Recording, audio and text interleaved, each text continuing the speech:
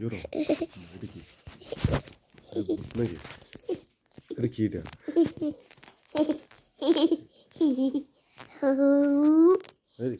টাকা এক একজন চাইলে এক এক নাম হয়। যেমন বিএনপি টাকা চাইলে সেটা হয় চাঁদাবাজি, জামাত টাকা চাইলে সেটা হয় হাদিয়া, আর এনসিপি টাকা চাইলে সেটা হয় ডোনেশন।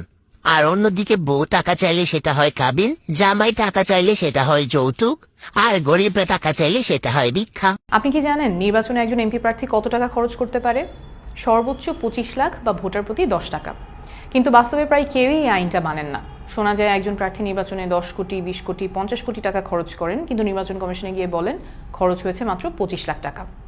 অর্থাৎ প্রায় সকলেরই সংসদে যাওয়ার যাত্রাটা শুরু হয় আইন ভাঙা এবং মিথ্যা বলার মাধ্যমে। এই অসততা ও মিথ্যার রাজনীতি আমি করব না। এনসিপি থেকে আমি ঢাকা 9 আসনে মনোনয়নপ্রাপ্ত হয়েছি এবং আমি প্রতিজ্ঞা করছি আইনে অনুমোদিত টাকার বাইরে একটা টাকাও আমি খরচ করব না। অনেকেই বলেন যে এত অল্প বাজেটে নির্বাচন করা সম্ভব না, আমি বেশি আইডিয়ালিস্টিক, এভাবে নির্বাচন হয় না। কিন্তু নতুন বাংলাদেশ করতে আমাদের এইটাই করতে হবে, এটা করা ছাড়া কোনো বিকল্প নাই।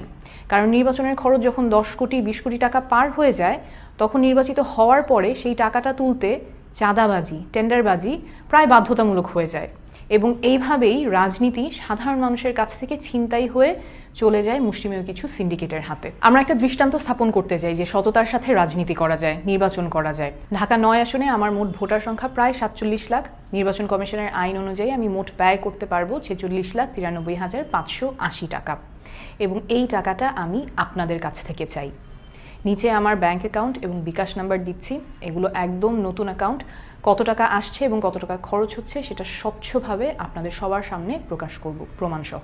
আমরা যদি একটা আসনের জন্যও দৃষ্টান্ত দেখাতে পারি যে জনগণের কাছ থেকে টাকা তুলে জনগণের সাথে ক্যাম্পেইন করে নির্বাচনে জেতা সম্ভব, তাহলে আগামীতে এমন আরও অসংখ্য মানুষ এগিয়ে আসবেন যারা সৎ, যোগ্য এবং রাজনীতিতে আসার সাহস দেখাবেন। এই লড়াইটা আপনি আমি মিলে করলেই আমরা জিতে যাব। আমি আপনাদের সাহায্যের আশায় থাকব।